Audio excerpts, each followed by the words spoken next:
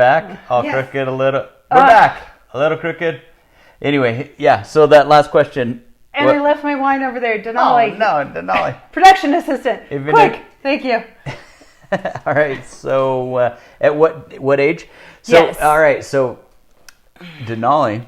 Well, we know about Denali. We'll have to come back to you about Chris and Lily's kids, Chablis and Maddox. I was hoping that we would happen to have that. All right, so I can tell you for sure that they're, Chablis under 10, Maddox was under 10 for sure when they started tasting wine. And when they were really little, we'd give them the first juice. Of course. They've been doing juice the entire time. Yeah, wine, juice, so they get used to those flavors, which are very different.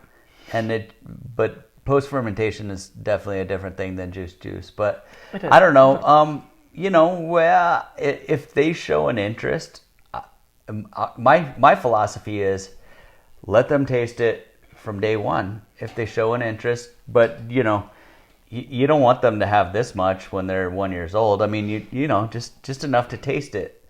And as often as possible, the more often the better, but probably not, to the point of intoxication of any kind. So speaking of, since we got cut off and now I'm already thinking of the mess of trying to upload this to YouTube. I hate when this does this. I'm thinking, is it my phone? I'm really asking you viewers, please tell me, is it my phone? Is it stupid Facebook?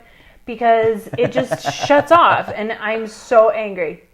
Anyway, speaking of you don't want to have your kid drinking wine since day one, our child was tasting wine since day one. Right. Grandma Janie, we were all in the tasting in the birthing room. In the tasting room. And we bought a bottle of expensive bubbly rosé. Mm-hmm. And actually it was a gift from your boss. That was a different time. Okay, but never mind. Go ahead. And she goes like this, pinky in there, and let Denali taste it for the first time, and that was within an hour or 2 or 3 of being born. Yeah. So obviously we're maybe more liberal than some other parents may decide to be or whatever. We did not condone that.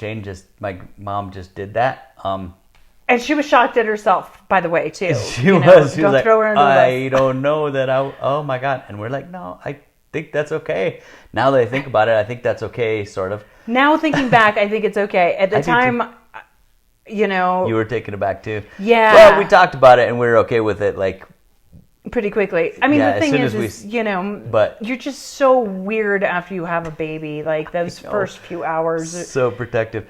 It's just so intense. And then you're always more protective than you probably need to be at every age, right? Mm-hmm. Because you're thinking of them, they're 11 and you're thinking them as an 8-year-old. And yeah, they can handle more than you think, but also it's not healthy for them to get used to being buzzed. Yeah. Too buzzed, right? Yeah, so we try to be responsible. So we'll give Denali a glass. Maybe that's illegal to say, or illegal to do, I should say. Special occasions are for everybody. And most days are pretty special. No. But Denali herself doesn't want to, she may have 3 ounces every couple weeks. I don't know. No.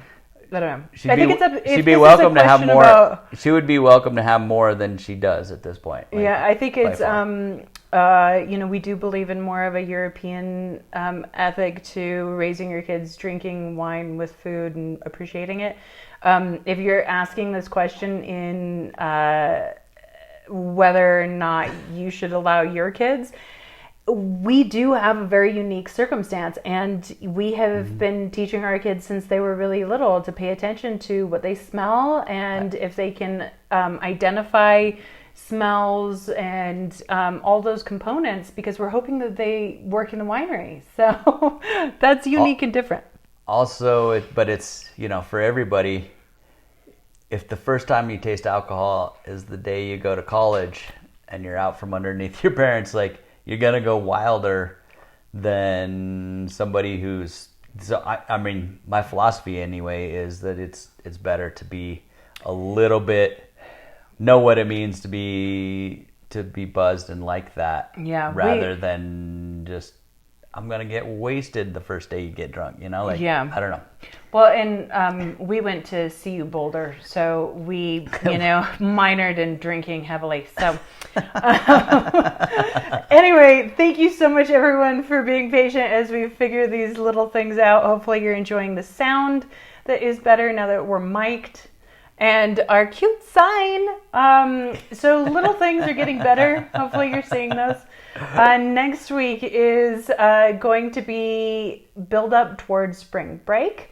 And so we're going to have a spring break show. And we're going to talk about how to make your own spring break at home. So fun wine cocktails and how to make it a party while you're not going anywhere.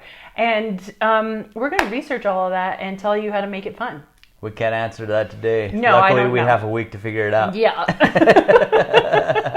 Thank you, everybody. And don't forget, when you buy a bottle, you plant a tree. Cheers, y'all. Cheers.